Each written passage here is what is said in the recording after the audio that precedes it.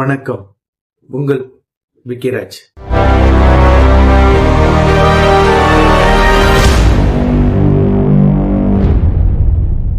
டெல்லியில நடந்த பயங்கரவாத தாக்குதல் பத்தி நம்ம எல்லாருக்குமே தெரியும். கடந்த 10ஆம் தேதி இந்த தாக்குதல்ல இப்போ திடுக்கிடும் தகவல்கள் எல்லாம் கொஞ்சம் வெளிவந்திருக்கு.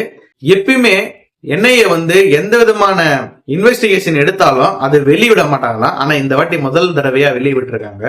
இறந்து போனால அந்த மனித வெடிகுண்ட இறந்து போனால அவனோட பேர் உமர், எல்லாருக்கும் தெரியும். ஆனா அந்த உமருக்கு ஹெல்ப் பண்ணவன் யாருன்னு பாத்தீங்கன்னா தரமான ஆளை இப்ப கண்டுபிடிச்சிருக்காங்க. இவன் தான் உமருக்கு பேக் போனா இருந்து ஹெல்ப் பண்ணிருக்கானா. இவனோட நேம் என்னன்னு பாத்தீங்கன்னா அமீர் ரஷீத் அலியா.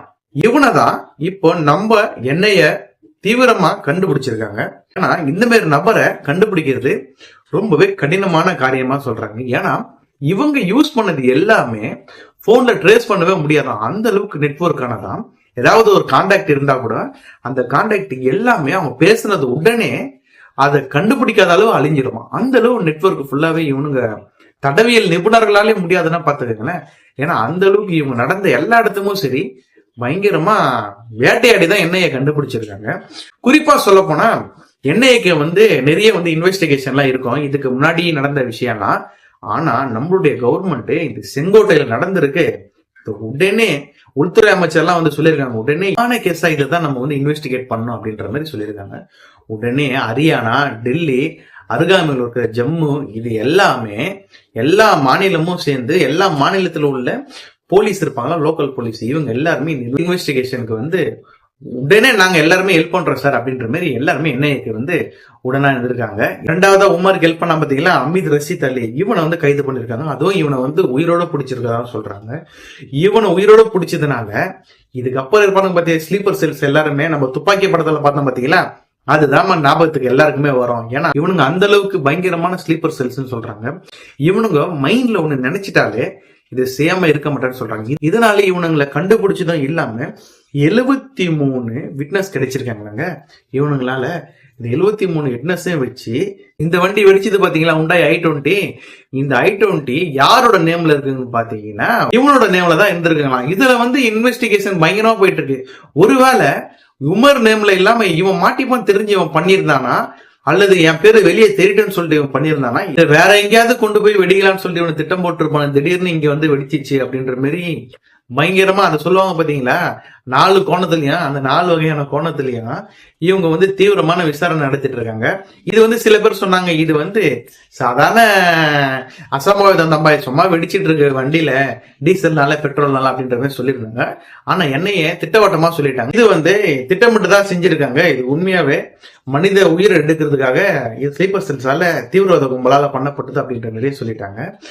இந்த காரு எங்கெங்க போனதுன்னு பாத்தீங்கன்னா 1500 சிசிடிவி கேமராவை இப்ப பறிமுதல் பண்ணிருக்காங்க. எல்லா சிசிடிவி கேமராவும் பார்க்கும்போது இது அல்பா என்ற ஒரு யூனிவர்சிட்டி உள்ள இந்த கார் போயிருக்கு. கடந்த 6ஆம் தேதி போன காரு 9ஆம் தேதி வரைய வெளியே வரலையா. ஏன்னா இவனுங்க அந்த ஆயுதங்கள் எல்லாமே அந்த அணுகுண்டு எல்லாத்தையும் அந்த வண்டி உள்ள அந்த டைம்ல தான் அவனுக்கு ரெடி பண்ணிருப்பான் அப்படின்னு சொல்லப்பட்டு வராங்க. அந்த டைம்ல அவனுக்கு ரெடி பண்ணி இந்த 9ஆம் தேதி நைட்டு ஒரு 11:30 மணிக்கு வெளியே வராங்க. 9ஆம் நைட்டு 11 மணிக்கு வெளியே அப்படியே 10ஆம் தேதி டெல்லி முழுக்க சுத்தி வரானாங்க. டெல்லி முழுக்க சுத்தி கரெக்டா செங்கோட்டையாண்ட வரும்போதுதான் இந்த அசம்பாவிதமே இவனுக்கு வெளியேற்று இருக்காங்க. அதுவும் குறிப்பா சொல்ல போனா இறந்து போனால உமரு இவனுடைய காலோட ஒரு பகுதி மட்டும் வண்டியோட அந்த ஸ்டேரிங் இருக்குல்ல, அந்த ஸ்டேரிங்ல மாட்டிட்டு இருக்கான். இன்னொரு அந்த காலில் இருக்கிற மீதி இருக்கிற சதைகள் எல்லாமே கீழே ஆக்சிலேட்டர் கொடுப்பாங்க. அந்த ஆக்சிலேட்டர்ல மீதி ஃபுல்லாவே இருக்குங்களா. இதனால என்ஐஏவோட கணிப்பும்படி என்னன்னு பாத்தீங்கன்னா இவன் முன்னாடி உட்கார்ல, இவன் பின்னாடி புறமா உட்காந்து அந்த வெடிகுண்டுகளை ட்ரிகர் பண்ணிருக்கலாம் அப்படின்ற மாதிரி என்ஐஏ சோதனையில வெளியிட்டு இருக்காங்க. இதை பாத்தீங்கன்னா என்னடா இவனுங்க இவ்வளவு மிருகமா இருக்கானுங்களே அப்படின்ற சொல்ல மாதிரி தாங்க வருது. ஏன்னா அந்த அளவுக்கு இவனுங்க மனிதனை காட்டிலும் ரொம்ப ரொம்ப மிருகமான ஜென்மங்கள் அப்படின்ற மாதிரி தான் நான் சொல்லுவேன். ஏன்னா அந்த அளவுக்கு இவனுங்களும் ஒருத்தவங்களை போயிட்டு வணங்குறாங்க. இவங்களும் எந்த மதத்தையும் பத்தி நான் சொல்லல, இவங்களும் ஒரு கடவுளை வணங்குறாங்க.